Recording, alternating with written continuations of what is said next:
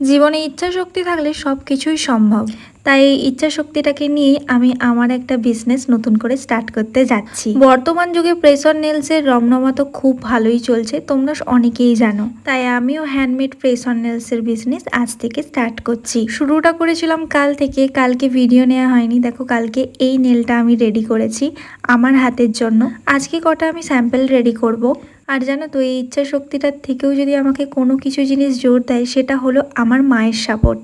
প্রতিনিয়ত, প্রতি ঘন্টায়, প্রতি মিনিটে, প্রতি সেকেন্ডে আমাকে এই মানুষটা কিন্তু সাপোর্ট করেই গেছে। দেখো জাস্ট একবার বলেছিলাম আমার মাথায় লাগছে, সঙ্গে সঙ্গে চা নিয়ে হাজির।